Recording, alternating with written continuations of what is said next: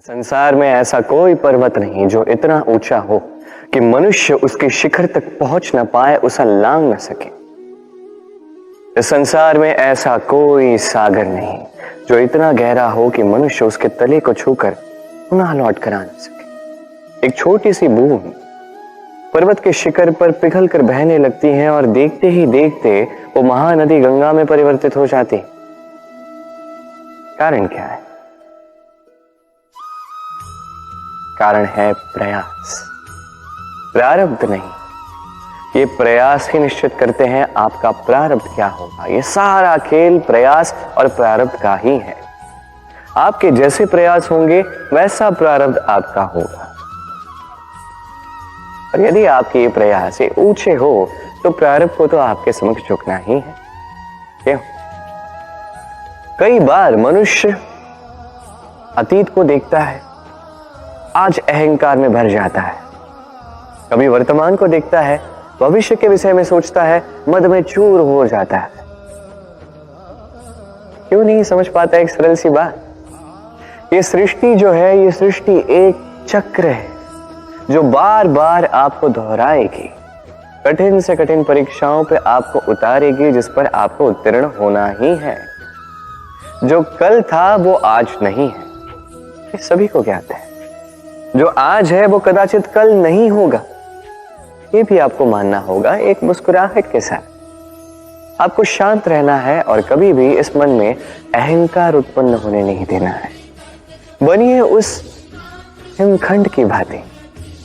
कदाचित वो इसलिए इतना ठंडा रहता है क्योंकि उसे ज्ञात है वो कल जल के रूप में था, आज बर्फ के रूप में तो है, किंतु कल पुनः वो जल के रूप में ही जाएगा।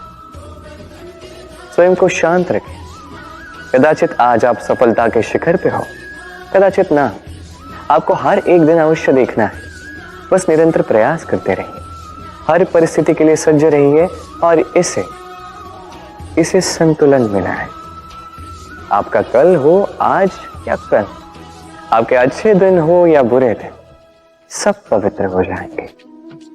संसार में कई बार ऐसा होता है, हम बड़ी समस्या में होते हैं, विपदा में होते हैं, और वो लोग जो हमारे समीप होते हैं, हमारे अपने होते हैं, वो हमारा त्याग कर चले जाते हैं। हम ऐसे में दुखी हो जाते हैं, निराश हो जाते हैं, फिर स्वयं चलकर उस समस्या से बाहर आते ही हैं। अब परिस्थिति चाहे जो भी हो, वो लोग जिन्होंने ऐसे समय पे आपका त्याग किया, उनसे क्रोधित होना, उनसे रुष्ट होना, ये अनुचित है। मैं तो कहता हूं कृतज्ञ रहिए। मैं तो कहता हूं उन्हें धन्यवाद कहिए कि उन्होंने ऐसे समय पे आपका साथ छोड़ा जब आपको उनकी सबसे अधिक आवश्यकता थी। क्योंकि या तो उनको विश्वास था कि आप स्वयं इस विपदा से बाहर चलकर आएंगे, या तो उनके त्याग के कारण आपने स्वयं का प्रोत्साहन बढ़ाया, स्वयं की शक्ति बढ़ाई और स्वयं उस आग से चलकर बाहर आए। अपने बुरे समय को आपने अपना अच्छा समय बनाया। अंत में आप और शक्तिशाली हो जाते हैं, और श्रेष्ठ हो जाते हैं। और यही तो आपकी विजय है, जिसका कारण है उनका साथ छोड़ना। तो उन्हें धन्यवाद कहिए। धन किसी के लिए मोह है तो किसी के लिए मान, किसी के लिए भाग्य है तो किसी के लिए कर्मों की इच्छा है। देखा जाए तो ये धन कहीं ना कहीं मनुष्य के लिए अत्यंत आवश्यक भी, और इसलिए मनुष्य जो है अपना समस्त जीवन व्यतीत करता है इस धन को अर्जित करने। अनेक मनुष्य ऐसे भी होते हैं जिनका समस्त जीवन इसी धन में बीत जाता है। हर एक मनुष्य प्रयास करता है कि वो धनी बने, अधिक से अधिक धन अर्जित कर सके, संपन्न बना रहे। और ऐसा क्यों ना? क्योंकि यही एक वस्तु है जो आदान प्रदान व्यवहार में काम आती है। प्रयास हर मनुष्य करता है, धन अर्जित हर मनुष्य नहीं कर पाता। कारण ये कि मनुष्य सोचता है मेरे पास कुछ धन आ जाए तो मैं कुछ करके दिखाऊं। धन सोचता है कि ये मनुष्य कुछ कर दिखाए तो मैं उसके पास आऊं। इसलिए करके दिखाइए।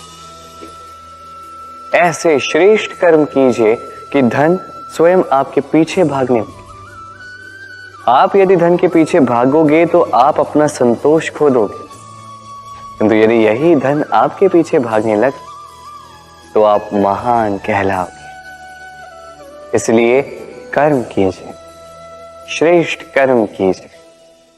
ये धन तो फल स्वरूप आपके पीछे आएगा ही आएगा।